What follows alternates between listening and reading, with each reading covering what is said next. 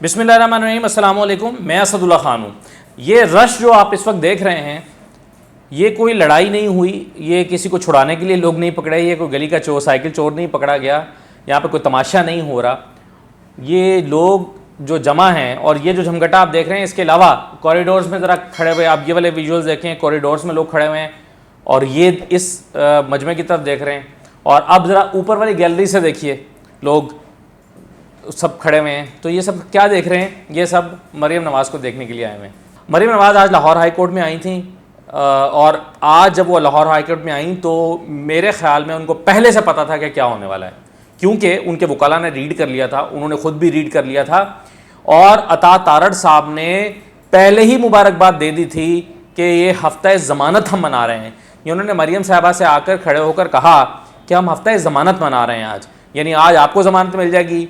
उनको होप्स हैं कि कल शहबाज शरीफ साहब को ज़मानत मिल जाएगी और उन्हें ये होप्स भी हैं कि परसों ख्वाजा आसिफ को भी ज़मानत मिल जाएगी। तो उन्हें लगता है कि ये 3 मुसलसल दिन जो हैं 12, 13, 14 ये ज़मानतों के दिन हैं। आज हुआ क्या है अदालत में, किस बुनियाद पर, कानूनी नुक्ता क्या था जिसकी वजह से मरीम को ये रिलीफ मिला और क्या ये रिलीफ उनको लाहौर हाई कोर्ट से मिला या नैब की तरफ से मिला है, इस पर तो मैं बात करता हूँ। लेकिन पहले आपको मैं कमरा अदालत का माहौल दिखा दूँ, क्योंकि जो खबर है वो तो आपको बाकी जगहों से भी मिल जाएगी, लेकिन आज सिद्दीक जान ने जो सुबह ट्वीट की थी कि उन्होंने मेरा नाम लेकर कहा कि उनको इस वीडियो का इंतज़ार रहेगा, तो फिर मैं ज़रा तफसील से आपको बता देता हूँ कि कमरा अदालत में माहौल क्या था। तो देखिए 12 बज के तकरीबन 12-13 मिनट पर मरीम जब कमरा अदालत में आई तो कमरा अदालत में दाखिल होते ही सामने बहुत सारी कुर्सियाँ होती हैं, उस पर सब लोग बैठे हुए थे। तो एंटर होने के राइट साइड पे 5 कुर्सियाँ और एक डेस्क लगा होता है जिस पर वो वकला बैठते हैं जिनके केसेस आने वाले होते हैं। तो वहाँ पर जो है वो कुछ वकला बराजमान थे। जैसे ही मरीम औरंगज़ेब मरीम नवाज़ के साथ कमरा अदालत में दाखिल हुई, साथ में राना सनाउल्ला साहब भी थे, तो ये सब वकला खड़े हो गए और आज़म नज़ीर तारड़ साहब ने कहा कि आप यहीं आ जाएं। तो फिर राइट साइड से अगर मैं शुरू करूं तो एहसन भोन साहब बैठे, उनके साथ आज़म नज़ीर तारड़ साहब बैठ गए, साथ मरीम औरंगज़ेब बैठ गई, साथ मरीम नवाज़ बैठी और 5वीं कुर्सी पर राना सनाउल्ला साहब बैठ गए। तो ये सब एक लाइन से बैठे। सबसे पहले आज़म नज़ीर तारड़ साहब ने मरीम नवाज़ साहबा को तारुफ कराया कि ये एहसन भोन साहब हैं और एहसन भोन साहब ने अपना मास्क उतार के हाजिरी लगवाई कि जनाब मैं एहसन भोन साहब हूँ। और मरीम साहबा ने उनको कहा कि मैंने आपका नाम बहुत सुन रखा है। तो इससे लगा कि आज एहसन भोन साहब की मरीम नवाज़ साहबा से ये पहली मुलाकात थी। तो उन्होंने कहा जी बहुत शुक्रिया। उसके बाद बहुत सारे वकला कमरा अदालत में जमा हो गए थे और एक एक करके मरीम नवाज़ के पास आते थे, अपना मास्क उतारते थे, हाजिर लगाते थे, सलाम पेश करते थे और मुबारकबाद देते थे। इब्तिदा में तो एक आध उन्होंने मुबारकबाद दी तो वो समझ नहीं आई कि मुबारकबाद किस बात की दे रहे हैं। तो फिर पता चला कि मुबारकबाद जो है उनको डस्का इलेक्शन जीतने पर दी जा रही है। उन्होंने मरीम नवाज़ ने कहा कि जी बहुत शुक्रिया और सबसे बड़ी बात यह है कि यहाँ पर अवाम के वोटों की जीत हुई है। तो वो उन्होंने अपने जो वकला हैं, फिर एक एक वकला आते रहे और अपना तारुफ कराते रहे और मास्क उतारते रहे। और कुछ वकला जो हैं वो मरीम नवाज़ को बैकग्राउंड में रखकर सामने खड़े होकर, अगरचे रश बहुत था, मौका नहीं मिल रहा था, लेकिन फिर भी कहीं ना कहीं वो खुद को एडजस्ट करके मरीम साहबा को बैकग्राउंड में रख के और तस्वीर सेल्फी बनाने की कोशिश करते रहे। कुछ लोग इसमें कामयाब हो पाए। अब अदालती जो अमला था वो कह रहा था कि जी रश ख़त्म करें ताकि हम अदालत का कोर्ट अपना काम शुरू करें और फिर ही जजेस आएंगे, कोर्ट लगेगी। लेकिन वकला बाहर जाने को तैयार नहीं थे। बहुत मुश्किल से फिर सीनियर वकला से कहा गया कि आप इन तमाम लोगों को बाहर निकालें, ये जो रश लग गया कमरा अदालत में इनको बाहर निकालें ताकि कोर्ट अपनी कार्रवाई का आगाज़ करे। तो फिर उन तमाम यंग वकला को, नून लीग के वकला को, उन सबको बाहर निकाला गया और फिर जो है वो कोर्ट लगी। 3-4 पहले केसेस से उन पर मुख्तसर कार्रवाई हुई और फिर मरीम नवाज़ का नाम पुकारा गया बनाम नैब और मरीम नवाज़ जो है वो रोस्टर पर आ गई। अब इसके बाद जो कार्रवाई हुई है वो 3 मिनट की कार्रवाई थी, 3-4 मिनट की कार्रवाई, और वो मैं आपको बताता हूँ। लेकिन मैं आपको पहले ये बता दूँ कि यहाँ पर जो मरीम साहबा हैं उनका आज मूड बड़ा खुशगवार था। वो सबसे मुबारकबादें वसूल कर रही थी डस्का इलेक्शन जीतने पर। अता तारड़ साहब आए तो उन्होंने, आज़म नज़ीर तारड़ साहब ने ऊंची आवाज़ में कहा कि अता साहब बहुत बहुत मुबारक हो, यानी अता साहब चूँकि कैंपेन कर सकते, उन्होंने उनको मुबारकबाद दी। तो इसके अलावा जो है सब लोग आकर मरीम साहबा से मिलते रहे और वो उनको बहुत खुशगवार अंदाज में, बड़े खुशगवार लहजे के साथ उनको जवाब देती रहीं। और फिर जो है वो मैंने आपको जो पहले बताया कि अता तारड़ साहब ने कहा कि हम हफ्ता बेल मना रहे हैं, यानी हफ्ता ज़मानत मना रहे हैं। अब आप आ जाइए ज़रा कि कार्रवाई क्या हुई अदालत के अंदर। कार्रवाई ये हुई कि आपको पता है कि जाती उम्र राजी केस था जिसमें मरियम साहबा बेल लेने के लिए आई थी। अब जाती उम्र राजी केस वही है जिसमें एक मरतबा वो नैब गई थी तो पथराव हुआ था, कुछ लोग जख्मी हुए थे नैब ऑफिस के बाहर, फिर उनकी पेशी नहीं हो सकी थी। अब 26 मार्च को उन्होंने दोबारा जाना था तो 26 तारीख को भी यही हुआ कि वहाँ पर उनकी जो बेल है उनकी जो मुलाकात है वो कैंसिल कर दी गई उनको क्योंकि वो बहुत ज़्यादा लोगों के साथ जा रही थी, पीडीएम के लोग उनके साथ जा रहे थे और उस वजह से फिर उनको जो है वो नैब ने कहा था कि जी कोविड की सिचुएशन है, उनको नहीं बुलाया गया। अब आज जैसे ही अदालत लगी तो फैसल बुखारी साहब थे अदालत में, कमरा अदालत में, और फैसल बुखारी साहब नैब को रिप्रेजेंट कर रहे थे। तो उनसे जजेस ने पूछा, असद गुराल साहब ने और डोगर साहब ने उनसे पूछा कि जनाब आप ने वारंट गिरफ्तारी जारी किए हैं? उन्होंने कहा कि नैब ने वारंट गिरफ्तारी जारी नहीं किए।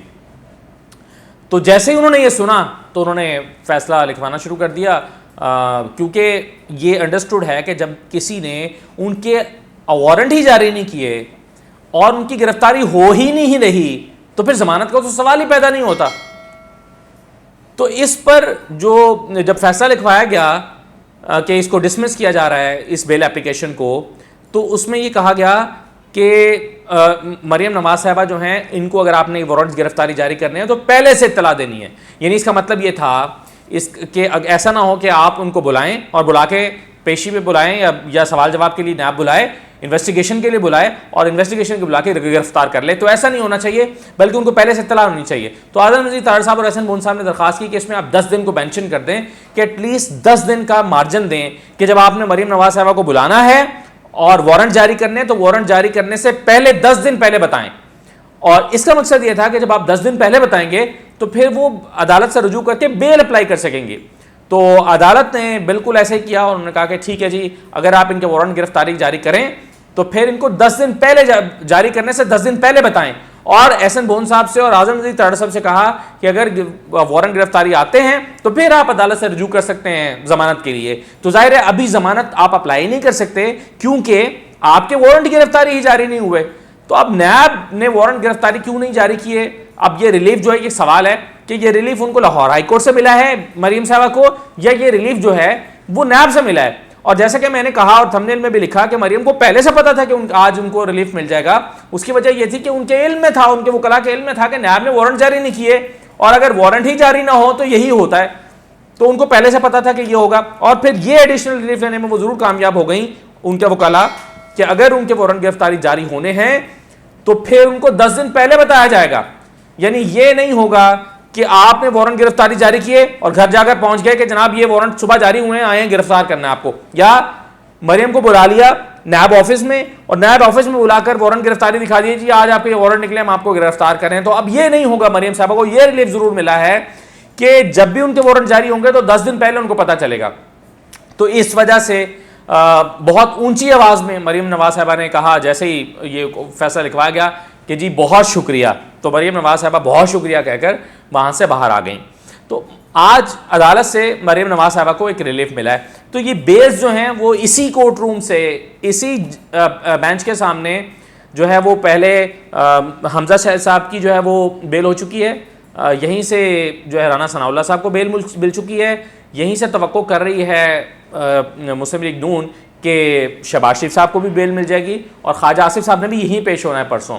तो अब किस बुनियाद पर कह रहे हैं अता तारड़ साहब कि ये हफ्ता जमानत है, यानी हफ्ता दरख्वास्त जमानत है या जमानत मिलने का हफ्ता है, ये तो अभी बाकी दो केस हैं, कल पता चलेगा शहबाज शरीफ साहब का क्या होता है, ख्वाजा साहब का क्या होता है। इससे पहले मैंने आज मजबूरी तौर पर नून लीग की तीसरी बड़ी रहनुमा है जिनको अदालत से ये रिलीफ मिला है, और रिलीफ जो है वो नैब की वजह से मिला है। अब अगर आप इस केस को समझने की कोशिश करें तो मरियम साहबा ने एक इसकी इंटरप्रिटेशन की है बाहर निकलकर, और उन्होंने इसकी इंटरप्रिटेशन ये की है कि इसको पॉलिटिकल बुनियादों पर नैब चला रही है। उनका ये इल्ज़ाम था, उन्होंने कहा कि जी मुझे उस वक्त तब बुलाया था क्योंकि हम पीडीएम बड़ी एक्टिव थी, तो इन्होंने बुला लिया, और इसलिए बुलाया ताकि मुझे गिरफ्तारी का खौफ दिला सकें और मुझ पर दबाव बढ़ा सकें।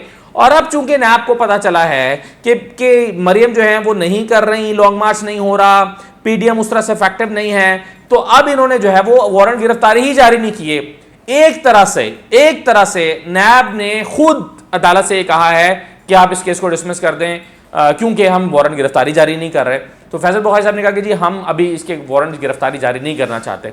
तो मरीन की इंटरप्रिटेशन ये थी कि नैब ने जानबूझ के मुझे जो है वो गिरफ्तार ना करने का फैसला किया है, क्योंकि मैं अब उनके लिए खौफ का शिकार का जो है वो निशाना नहीं रही, या मैं उनके लिए खौफ की अलामत नहीं रही। तो इसलिए मेरे जो है वो उन्होंने वारंट गिरफ्तारी जारी नहीं किए। तो अब ये उनकी इंटरप्रिटेशन थी। बहरहाल अपनी जो मीडिया टॉक है उसमें उन्होंने ज़्यादा बात डस्का की और यही तवक्को की जा रही थी उनसे कि वो डस्का पर बात करेंगी, क्योंकि ये उनकी पहली मीडिया इंटरेक्शन थी। पिछली मरतबा जब वो लाहौर हाई कोर्ट आई थी तो उनकी मीडिया इंटरेक्शन हुई थी, और उसके बाद आज मीडिया इंटरेक्शन हुई है, क्योंकि उसमें बीच में उनकी तबीयत ख़राब हो गई थी। अब वो कराची जाएंगी तो NA 249 पे बात करेंगी। बहरहाल ये मुख्तसर 3-4 मिनट की समाअत थी। उससे पहले वो 10 मिनट कमरा अदालत में बैठी, जिसमें बहुत सारे लोगों ने उनको मुबारकबादें दी और उनसे वो मिलते रहे। ये आज मजमूई तौर पर अदालत के अंदर हुआ है और उनको आज एक बड़ा रिलीफ मिला है अदालत से और नैब से। अब देखिए आगे स्ट्रैटेजी क्या होती है उनकी सियासी तौर पर, और हिकमत अमली क्या आती है, और ये जो जाती उम्र केस है ये अब क्या रुख इख्तियार करता है। मुझे इजाज़त दीजिए, अल्लाह हाफ़िज़।